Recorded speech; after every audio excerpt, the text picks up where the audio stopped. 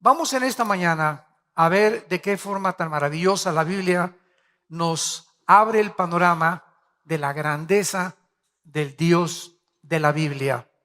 Hace 3000 años, el rey David expresó estos pensamientos acerca del Dios de la Biblia en Primera de Crónicas 29, versículo 11 y 12. Tuya es, oh Jehová, la magnificencia y el poder, la gloria, la victoria y el honor, porque todas las cosas que están en los cielos y en la tierra son tuyas. Tuyo, oh Jehová, es el reino y tú eres excelso sobre todos. Las riquezas y la gloria proceden de ti y tú dominas sobre todo. En tu mano está la fuerza y el poder, y en tu mano el hacer grande y el dar poder a todos. Algunos años después, el rey David en el Salmo 8 expresó esto en el versículo 3 de Dios.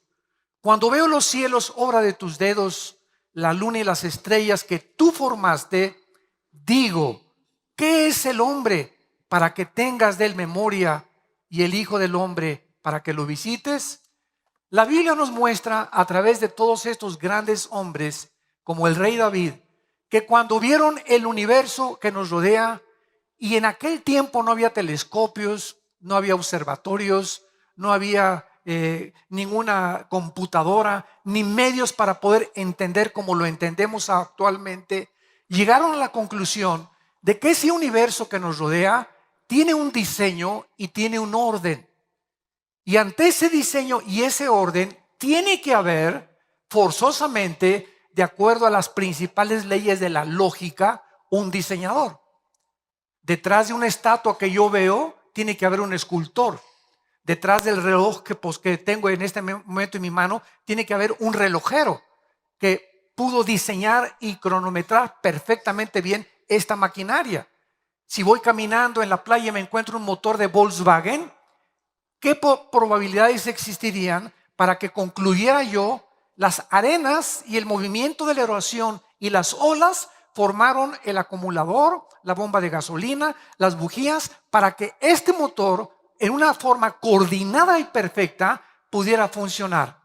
Ni una mente que estuviera totalmente loca concluiría esto. Sin embargo, damas y caballeros, es la conclusión del ateísmo del siglo XX, que el mundo es un accidente, que el universo es un accidente, que venimos de los animales, que no hay ningún propósito ni ninguna razón detrás de tu vida ni detrás de mi vida, que somos exactamente igual que los animales y que las leyes morales que rigen a los animales nos rigen también a nosotros, porque el proceso evolutivo llegará a construir o a desarrollar o evolucionar al hombre perfecto. Y nos encontramos en el siglo XXI a punto de una tercera guerra mundial. Nunca en la historia se había encontrado el mundo, gubernamentalmente hablando, económicamente, filosóficamente, tan confundido como en el siglo XXI nos encontramos en el 2016. Nunca había habido tanta confusión religiosa, tantos sistemas de gobierno, tantas personas trayendo nuevos sistemas, regresando a los antiguos sistemas que fracasaron durante tantos años y que tantas muertes causaron, para volver a seguir implantando, y tantos dictadores que creen y tienen el derecho de cerrar a su gente, de poner cárceles en las naciones y de impedir la libertad, que es la característica más grande que el ser humano nos ha dado.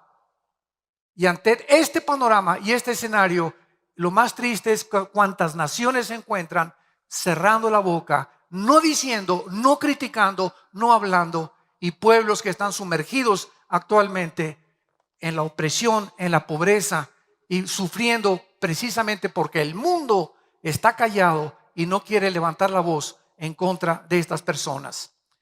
Así pues, cuando observamos este universo, nos damos cuenta que hay un orden inteligente. Siempre a la pregunta, ¿cómo surgió todo?, los científicos también teorizan y también especulan y también tienen hipótesis.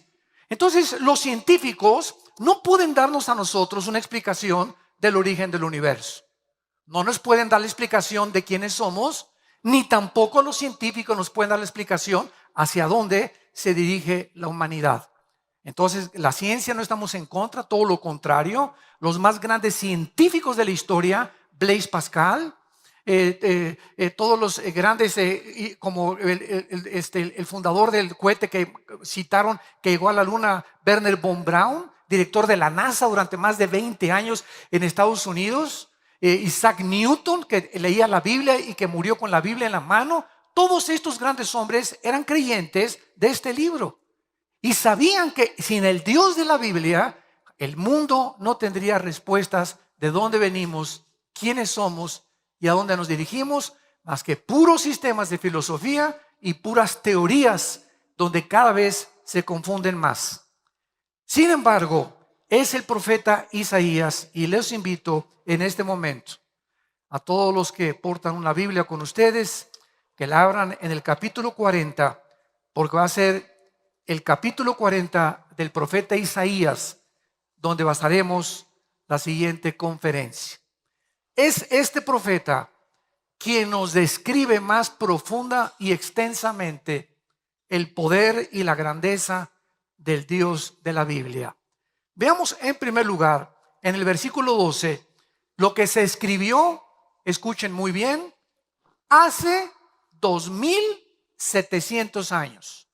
Este libro fue escrito hace 2700 años. Y los pergaminos originales del libro de Isaías, señores arqueólogos que nos visitan, sociólogos y geólogos y antropólogos, los originales de este libro fueron encontrados en 1948 en los rollos de Qumran en el Mar Muerto.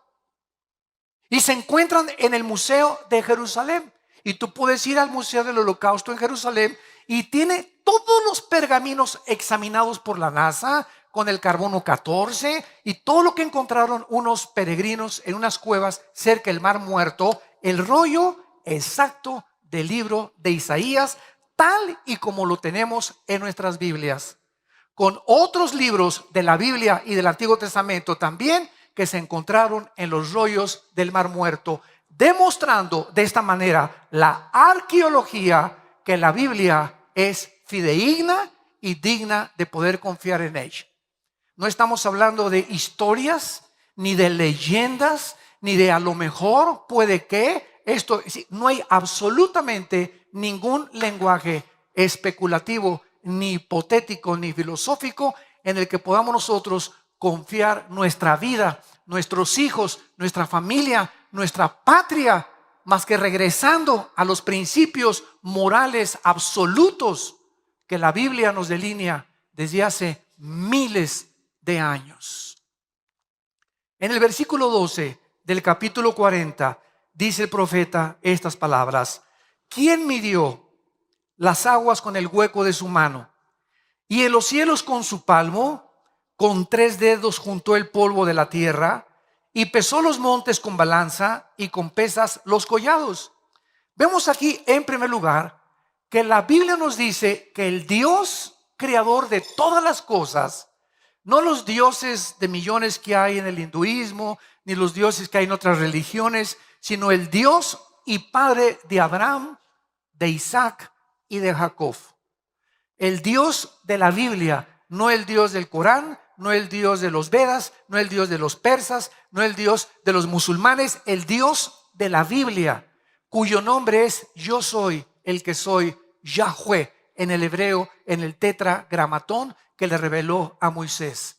Es este Dios que, si Él existe, tenía que revelarse a nosotros. No nos podía dejar a la deriva en la vida en que vivimos, en caminos de, a lo mejor, no sé, ¿quién tendrá la razón? ¿Cuáles de tantas cientos de religiones tienen la razón? Cuando venimos a la Biblia encontramos que el cristianismo no es una religión más. Jesús no bajó hace 2000 años a traernos otra más de las religiones, dogmas, ritos y ceremonias de la boca para afuera. Nos vino a traer el conocimiento y la revelación de quién es Dios. Y Jesús lo dijo una y otra vez: el que me ha visto a mí, ha visto al Padre que me envió.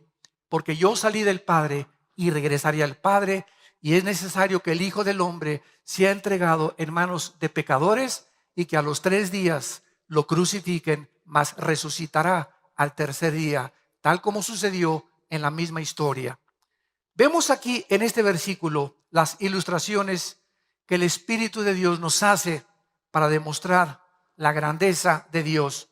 Número 1, veamos nosotros que los océanos tienen una medida y tienen una profundidad, y los océanos, como los cielos, el sol, las estrellas y la luna, fueron calculados matemáticamente, fueron como pesados en una balanza, como si un arquitecto inmensurable, ¿verdad?, y con poder ilimitado haya hecho todo esto en un universo perfectamente bien afinado, que gracias a las leyes de la gravitación, gracias a las leyes del electromagnetismo, gracias a las leyes nucleares, existe la ciencia. Sin estas leyes del universo, para que sea ley tiene que ser constante, no existirían los científicos. Entonces los científicos observan las leyes del universo y de ahí sacan sus deducciones para establecer teoremas o teorías o algunas cosas que se comprueban científicamente. Vemos, por ejemplo, en el libro de Jeremías, el profeta Jeremías en el capítulo 10, lo que dijo acerca del universo. Esto fue escrito hace 2750 años. Dice Jeremías capítulo 31, versículo 35. Así ha dicho Jehová, que da el sol para luz del día, las leyes de la luna, escuchen, las leyes de la luna y de las estrellas para luz de la noche, que parte el mar y braman sus ondas, Jehová de los ejércitos es su nombre. Si faltaren estas leyes en mí, dice Jehová, también la descendencia de Israel faltará para no ser nación delante de mí eternamente.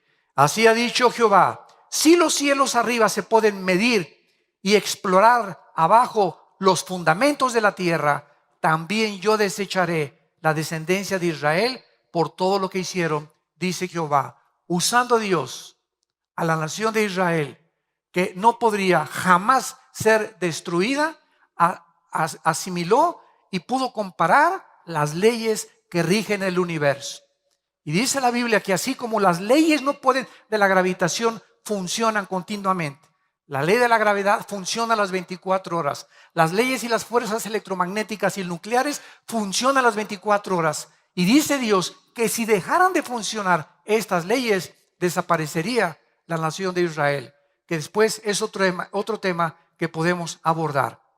Y veamos en último lugar en este primer pensamiento en el libro de Job, capítulo 38, que hace 4500 años, damas y caballeros. El libro de Job tiene la misma antigüedad que el libro del Génesis. Es la época de los patriarcas. Y cuando tú vienes a este libro, no encuentras ni en Sócrates, ni en Demóstenes, ni en Platón, ni en Petrarca, ni en ningún filósofo, ningún hombre que tú admires, la filosofía y la profundidad de la literatura, de la poesía, del conocimiento que hace 4500 años se pudo imprimir en este libro sagrado que es la Biblia. Y Job fue un hombre que sin tener la Biblia en sus manos tenía un contacto con Dios de lo que se le reveló a través de Abraham, Isaac y de Jacob, y él fue azotado como ningún ser humano ha sido azotado por las cosas adversas de la vida. De repente, de la noche a la mañana, pierde a todos sus hijos. De la noche a la mañana, pierde todas sus propiedades. De la noche a la mañana, pierde su salud, donde una plaga de los pies a la cabeza lo atormentaba las 24 horas. Es en este estado donde un ser humano se encuentra y el Espíritu Santo nos permite admirarlo, observarlo y darnos cuenta de la profundidad y la misericordia de Dios, que Dios pone como un ejemplo para que podamos nosotros entender que este hombre, sin entender por qué las cosas que le sucedieron, siguió confiando en aquel que lo había creado. Y aun cuando tuvo 3 amigos que se acercaron filósofos y le decían, es que lo que te ha sucedido es por el pecado y por esto y el otro, él llegó a una conclusión y dijo, aun cuando no puedo ver ni entender con mi razón lo que me está pasando, yo sé que a través de esto, Dios, si me creó, lo ha permitido y saldré más puro que el oro fino. Y al final de este libro, él comienza a tratar de expresar lo que él pudo aprender. Por ejemplo, en el capítulo 38 del libro de Job, versículo 31 al 33, escuchen lo que hace 4500 años se menciona de las estrellas y del universo, que hasta el año 1630, 1625, Galileo Galilei comenzó a descubrir cuando comenzó a hacer experimentos con el telescopio. Y miren lo que dice la Biblia: ¿podrás tú atar los lazos de las Pléyades? ¿Qué son las Pléyades? Es o se conocen como la congregación de los gobernantes, y son 7 estrellas que son muy calientes y de color azul. Dios pregunta: ¿podrás tú estas constelaciones unificarlas para que no se estrellen las unas con las otras? ¿O desatarás las ligaduras del Orión? ¿Qué es el Orión? Es la estrella más grande de todas las constelaciones. ¿Sacarás tú a tiempo las constelaciones de los cielos o guiarás a la Osa Mayor? ¿Qué es la Osa Mayor? Es la estrella más brillante que emite 215 veces más luz que el sol. ¿Podrás tú, dice Dios, conocer y guiar a la Osa Mayor? Este conocimiento es absolutamente increíble de hace 4500 años aproximadamente. Pero veamos a continuación también que no solamente Job se queda ahí, sino que Job comienza a hablar más claramente más adelante en el versículo 40 y dice así: respondió Jehová a Job y le dijo, capítulo 40, versículo 2, ¿es sabiduría contender con el Omnipotente? En otras palabras, sigamos esta línea de lógica elemental. Estudiantes que nos escuchan en este momento y amable público que ha asistido aquí y que nos oyen a través de los medios sociales, vamos a seguir una línea de lógica elemental. Suponiendo que existe Dios, tiene que ser inmensamente, pero infinitamente más inteligente que nosotros, ¿sí o no? Claro que sí. Tiene que ser superior en cuanto a todo lo que podamos nosotros comprender con la mente de caracol que tenemos los seres humanos. Muy bien, si este Dios existe y sus pensamientos no son nuestros pensamientos, Él no podría pensar como pensamos nosotros, así como un niño no puede pensar como piensa un adulto, ni yo pensar como piensa un niño de 5 años. Tenemos el mismo cerebro, pero diferente desarrollo y comprensión de la vida.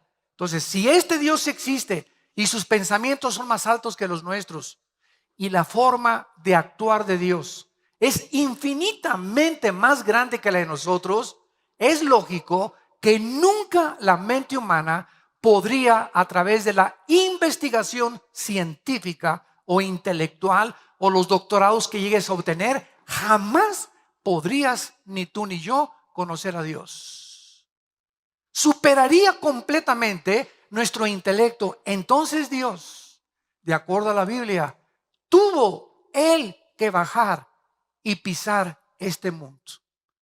Y no bajó como un rey, no bajó como un potentado, bajó como un humilde siervo hecho igual a ti y a mí.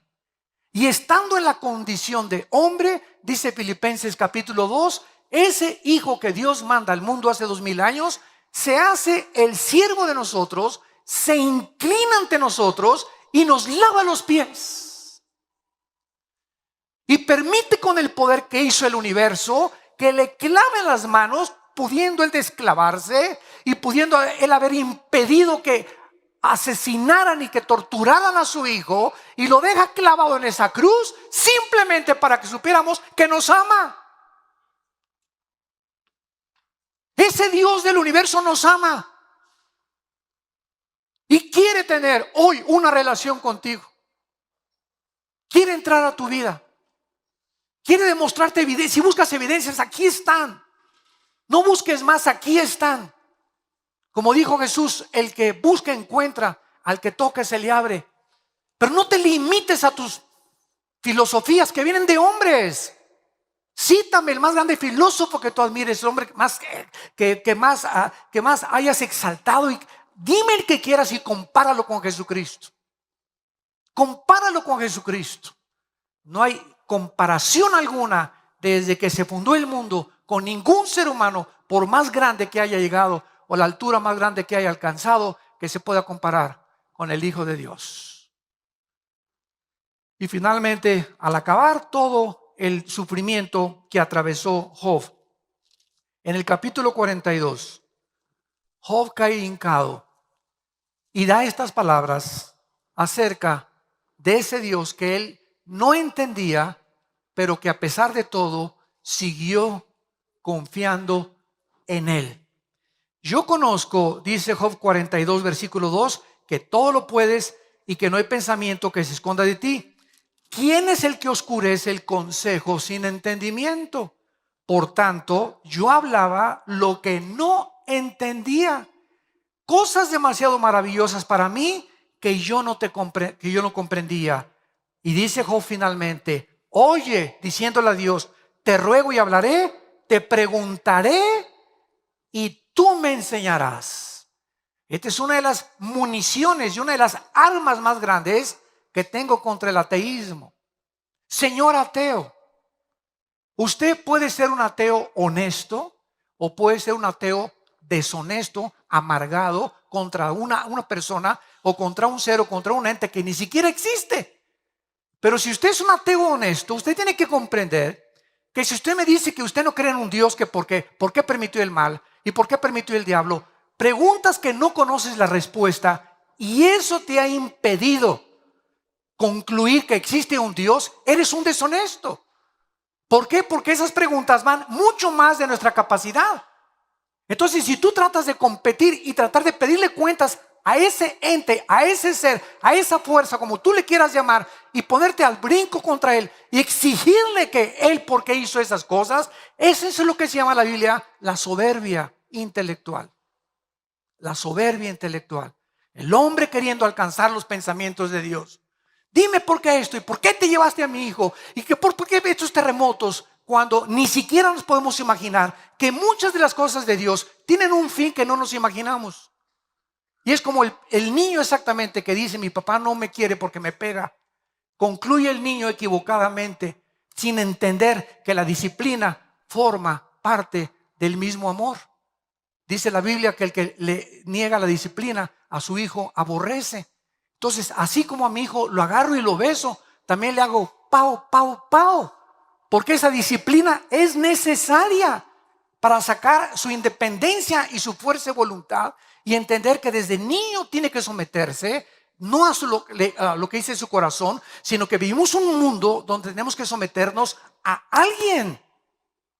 Y así tenemos en la escuela a los maestros, a nuestros padres, a nuestro jefe de trabajo y finalmente a Dios. Entonces tenemos que someternos a alguien, no somos independientes. La libertad no es libertinaje. Libertinaje es hacer lo que te dé la gana. Libertad es hacer lo que debes hacer. Ese es el principio básico de la ética. ¿Qué es la ética? Lo que se debe de hacer, lo que debes hacer y que sabes en tu conciencia que es correcto. Vemos en segundo lugar, en Isaías, en nuestro pasaje, versículos 13 y 14, que continúa el profeta diciendo en número 2, ¿quién enseñó a Jehová? ¿Quién le puede aconsejar a Dios?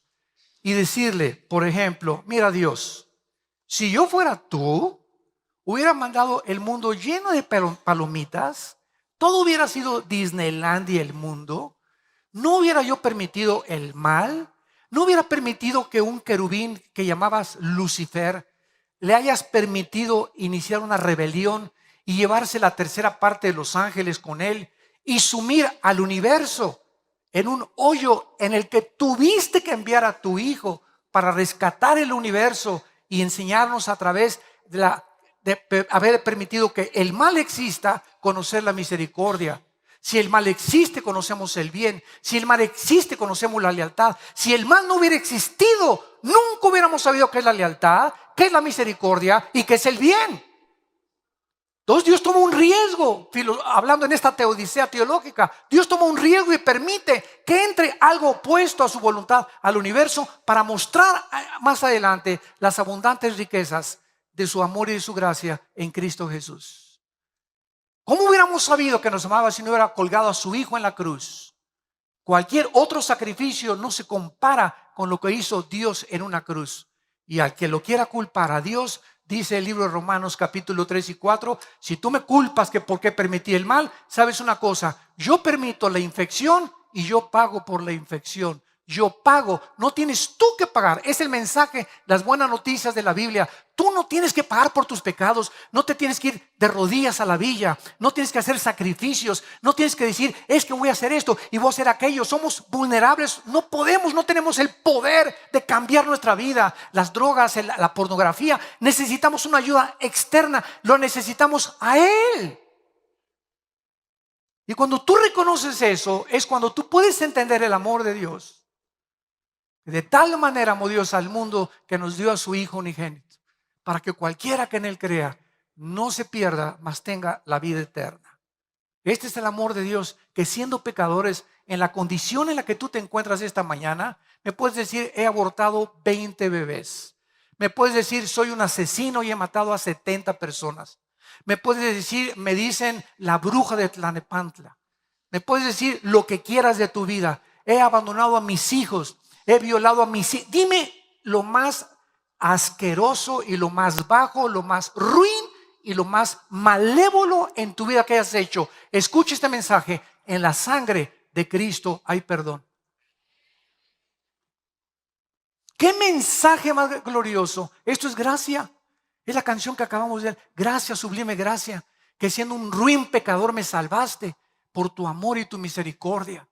Y es esta gracia que nos sigue sosteniendo y nos sigue alentando y animando para hablar al mundo. Vuélvanse a Dios. El mundo se está hundiendo. El barco se está hundiendo, damas y caballeros. El mundo va cada vez más y más y más hacia los arrecifes. Sálvese que pueda. Es el mensaje que estás oyendo en esta mañana. Vemos en tercer lugar que dice la Biblia en el versículo 15, comparando a Dios con los gobiernos, los zares, los emperadores, los dictadores, los jueces y los gobernantes humanos, que se creen dioses. Dice así el versículo 15. He aquí que las naciones les son como la gota de agua que cae de la cubeta. Como menudo polvo en las balanzas les son estimadas, y he aquí que hace desaparecer las islas como polvo. Dice el versículo 23, Dios convierte en nada así de la noche a la mañana a los poderosos, y a los que gobiernan la tierra los hace como cosa vana. Como si nunca hubieran sido plantados, como si nunca hubieran sido sembrados, como si nunca su tronco hubiera tenido raíz en la tierra, tan pronto como soplen ellos, se secan y el torbellino los lleva como hojarasca. Veamos la historia, cómo acabó Saddam Hussein. En un hoyo de 1,5 metros bajo tierra, lleno de piojos. ¿Cómo acabó Muammar Gaddafi, el dictador de Libia? Metido en una coladera y después lo violaron, lo patearon y lo acabaron de matar. ¿Cómo murió Benito Mussolini colgado en la plaza de Florencia? ¿Cómo murió Adolfo Hitler pegándose un balazo? Y podría con José Stalin, podría seguir con todos estos grandes hombres que el mundo conoce como los grandes dictadores del pasado, que fracasaron, se convirtieron en dioses. ¿Cómo murió Nerón? ¿Cómo murió Calígula? Los emperadores romanos. ¿Cómo han muerto todos los seres humanos? Analiza la historia y lee que estos héroes eran héroes de papel. Hombres que desafiaron a Dios, que quisieron ser dioses y acabaron como los animales, pisoteados por su propio pueblo. Así acaban todos ¿Por qué? Porque son las leyes de Dios. Y dice la Biblia que precisamente a través de la historia, todos estos hombres son hombres que han creído tener las respuestas a los problemas humanos sin tener en cuenta al Dios de la Biblia. No quieren traer el cielo a la tierra. Recuerdo cuando yo estudié el socialismo, yo estuve en el Partido Comunista y era joven y era idealista y me fascinaba Engels y Marx. Leí el Manifiesto Comunista, el libro del Capital de Marx. Comprendí, ¿verdad?, que Marx tenía una razón. Fíjense lo que dijo Marx, de lo cual Engels lo apoyó. Marx llegó a concluir que el enemigo más grande del socialismo, el socialismo es otra versión del comunismo, es la misma gata pero revolcada, como decimos en México. El más grande enemigo del socialismo es la familia y la iglesia. ¿Por qué? Porque la familia y la iglesia se nos enseña a través de los principios éticos judeocristianos de la Biblia, que la familia es a donde yo debo de tener mi más grande lealtad, y a la iglesia de Jesucristo. Esto al sistema de gobierno socialista comunista no le conviene. ¿Por qué? Porque este sistema pide y forza la lealtad al Estado. Entonces, si tú eres más fiel a tu familia, ya no le eres más fiel al Estado, le eres más fiel a tu familia que al Estado. Y ellos quieren completamente, ¿verdad?, absorber la lealtad total y el Estado convertirse en Dios. Cuando profundizas en estas filosofías, descubres qué es lo que está pasando en el mundo. ¿Por qué estos sistemas han fracasado? Porque han querido que el Estado gobierne la primaria, gobierne la secundaria, gobierne los colegios, gobierne nuestra manera de pensar. Impongan ellos las leyes morales, no son dioses. Y esta es la razón por la cual el mundo se encuentra como se encuentra. Y no son ante Dios nada. En cualquier momento Dios sopla como el viento y se los lleva como la hojarasca. Y en penúltimo lugar, vemos en el versículo 28 en adelante de nuestro pasaje que dice la Biblia: ¿no has oído que el Dios eterno es Jehová, el cual creó los confines de la tierra? No desfallece, ni se fatiga con cansancio, y su entendimiento no hay quien lo alcance. Él da esfuerzo al cansado, multiplica las fuerzas al que no tiene ningunas. Los muchachos se fatigan y se cansan, los jóvenes flaquean y caen, pero los que esperan a Jehová tendrán nuevas fuerzas, levantarán alas como las águilas, correrán y no se cansarán, caminarán y no se fatigarán. Dios finalmente, de acuerdo a este profeta, es la fuente de energía que sostiene el universo. Es la fuerza que hace que la Tierra, en su movimiento de rotación en 24 horas sobre su eje, con una inclinación de 23 grados y medio sobre su eje, dé la vuelta alrededor de la tierra, del Sol, y que la Tierra se mantenga girando sin que nadie le haya hecho así a la Tierra. Él mantiene ese movimiento constante de la Tierra, de las galaxias, para que no choquen unas con otras. Todo el orden del macrocosmos y el orden del microcosmos atómico, en los electrones, en los átomos, Él es el que sostiene todo. Él es el que ahorita hace y permite que tu corazón y mi corazón sigan latiendo. Ahorita tu corazón sigue latiendo simplemente porque Dios quería traerte aquí antes de llamarte a casa, si es que te vas a casa.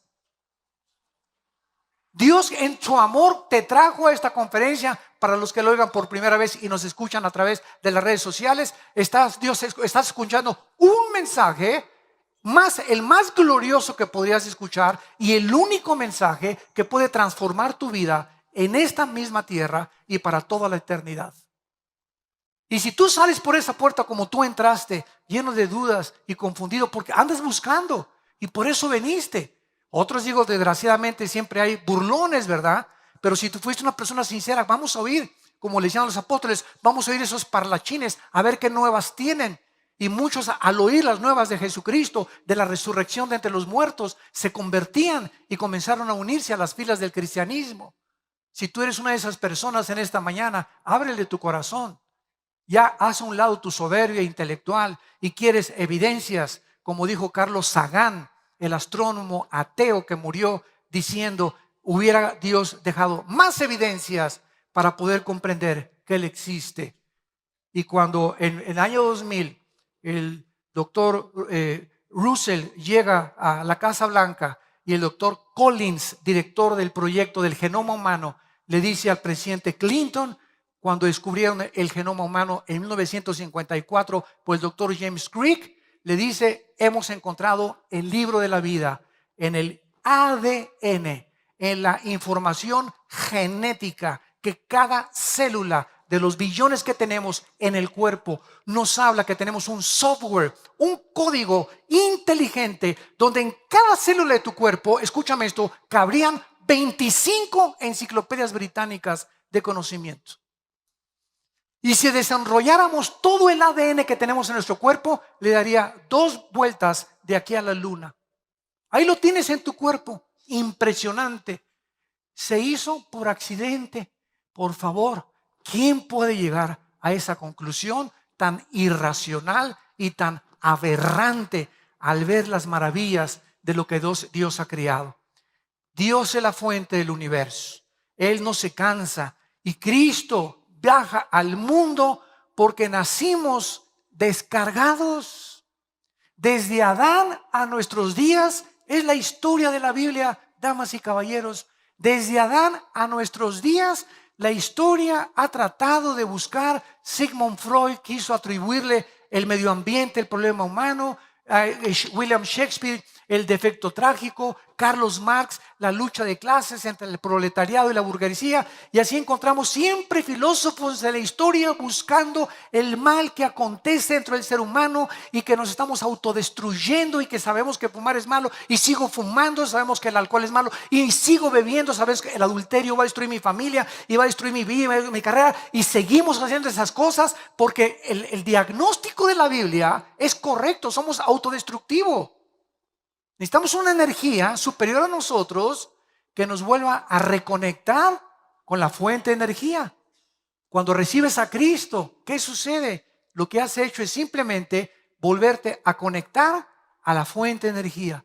Y la persona que recibe a Cristo se conecta a Dios, y entonces comienza a fluir de Dios hacia tu vida luz que comienza a sacar los programas de lo envirulado que estábamos todos, y todos estos programas comienzan a salir de nuestra mente y Dios comienza a poner nuevos softwares, nueva información que proviene de las Sagradas Escrituras. Y es este nuevo software, al sacar los virus que traíamos, que comienza a transformar nuestra vida y a poder ver la vida diferente a como la veíamos antes. Veo a mi esposa como está gordita y panzoncita, pero para mí es la reina del Saba. Veo a mi esposo que parece cocodrilo también con la panza que tiene y calvo y orejón, y lo veo como mi príncipe azul.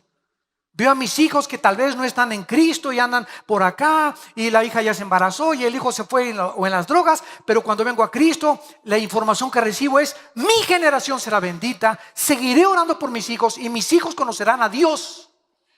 Porque es la promesa de Dios: no te dejaré ni te abandonaré jamás. Por cuanto has creído en mí, yo también te pondré tus pies sobre una piedra y mandaré a los ángeles a que te guarden en todos tus caminos.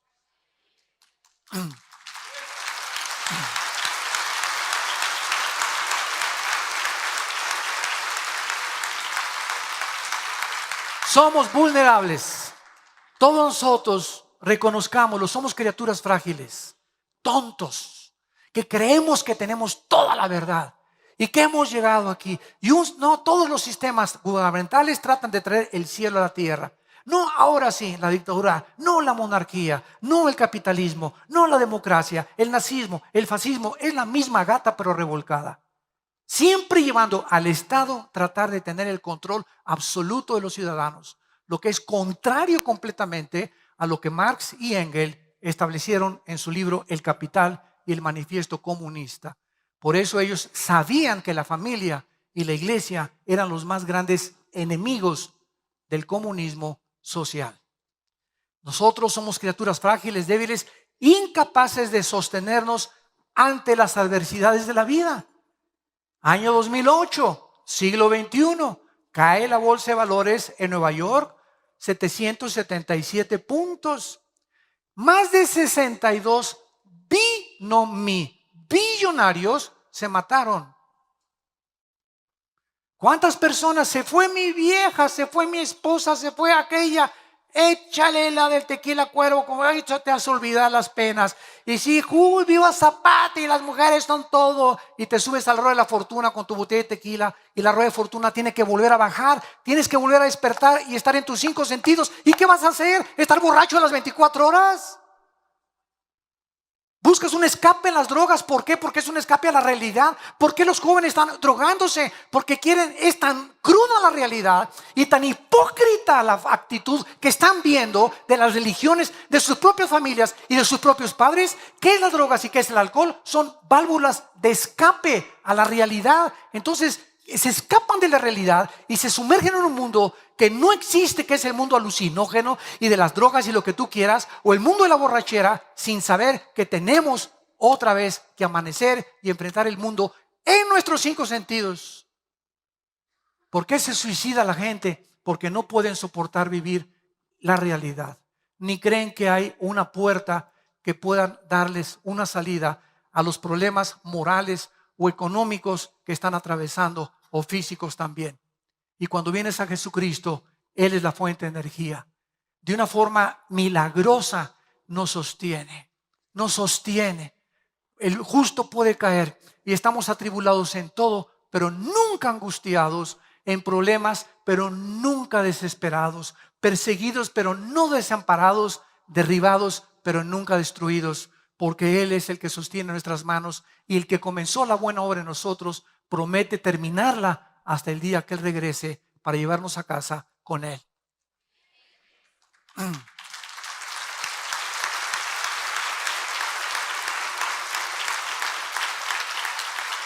Dios sabe que somos una generación sujetas al cansancio, a la depresión, al estrés, al desánimo fácilmente.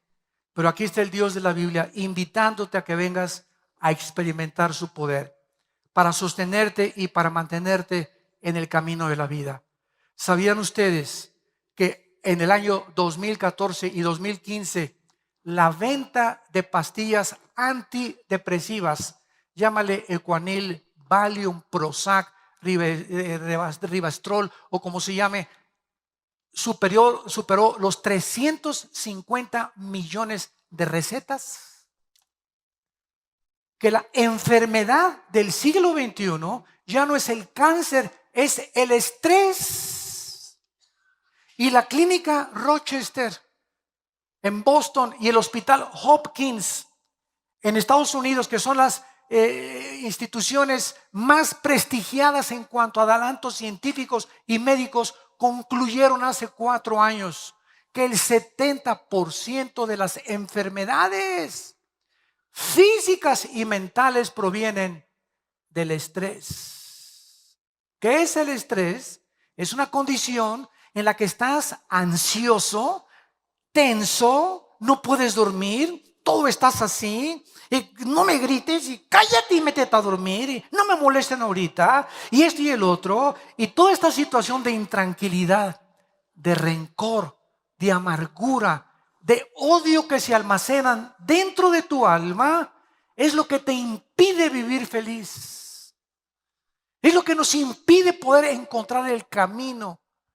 Y hace 2000 años, un hombre llamado Jesucristo dio la medicina y la solución diciéndonos: mi paz les dejo, mi paz les doy. No se afanen por su vida, cada día traerá su afán. Acuéstate como los angelitos, por más que tú te preocupes y te estreses. Fíjate lo que dice Jesucristo: por más que tú trates de encontrar respuestas para tus problemas, no las vas a encontrar. Y escúchame, y si las encuentras, vas a acabar enfermo y en el hospital. Como me dijo una vez una señora: ay, por favor, venga, llore por mi hija, por favor, por favor. Dije: doña Chole, póngase usted tranquila, tiene usted ya 2 meses con ese estado de estrés, y sabe una cosa, que cuando llegue su hija, de repente a lo mejor va a llegar mejor que nunca, y usted es a la que la vamos a tener que internar en el psiquiátrico. Entonces nos damos cuenta, los problemas que tenemos van más allá, escúchame esto, de nuestra capacidad para resolverlos. No somos dioses, no somos dioses. Necesitamos a Dios. Necesitamos que esa fuente de energía nos diga, nos marque qué debemos hacer. ¿Qué hago con mi hijo? ¿Qué hago en este caso con mi trabajo? ¿Qué hago si robé? ¿Qué hago si forniqué? ¿Qué hago si hay pornografía? ¿Cómo puedo salir de estas cosas que me están maldiciendo mi vida? Y estoy tan corta que es la vida, 60, 70 años, 80 años los más robustos, y naciste de las tinieblas, vives en las tinieblas y vas a morir en las tinieblas. Durante toda tu vida no hubo ninguna comparación entre tú y una vaca. Los animales en la mañana pastan, al mediodía pastan, en la noche pastan y se duermen. Y millones de seres humanos se semejan en su actitud y su conducta. Te levantas, trabajas, comes, ¿para qué? ¿Trabajas para qué? Para hacer dinero. Y sigues comiendo. Y ya hiciste el dinero, y ahora que tienes el dinero, no sabes cómo manejar el dinero. Porque de repente cuando llega uno a la cumbre, artistas, deportistas, cantantes, políticos, el que tú quieras, cualquier persona que triunfa en la vida y llega a la cúspide, ahí arriba, no saben manejar la fama, no saben manejar el poder, no saben manejar la popularidad, ni la gloria, ni el dinero, se descomponen. Y por eso acaban artistas, deportistas, políticos, o locos o medios locos, o drogadictos, etcétera, etcétera, porque no podemos llegar a ningún punto sin Dios. Y Dios te ofrece en esta mañana a su Hijo Jesucristo, porque el que cree en Jesucristo cree en el Padre. Y Jesucristo dijo en Mateo 11, 25 al 27, nadie conoce al Padre sino el Hijo, y el Hijo a quien Él se lo quiera revelar. Tú no puedes encontrar a Dios en Chapultepec, en una flor de loto, ni en el budismo zen, ni en meditación, porque ese no es el camino que Dios escogió. Él estableció los términos, Él es Dios. Tú no vas a establecer cómo servir a Dios. O te sometes a las leyes de Dios, o vivirás toda tu vida como el rebelde que has sido, o la rebelde que has sido a este momento. Abre tu corazón en esta mañana y dile a Dios estas palabras. Ahí desde tu lugar les impido que le inclinen su cabeza. Con tu rostro inclinado. En esta mañana, que no es una coincidencia que hayas oído este mensaje glorioso de la Biblia, de la grandeza de Dios, de la profundidad y de la altura y de la anchura del amor de Dios y de su grande misericordia.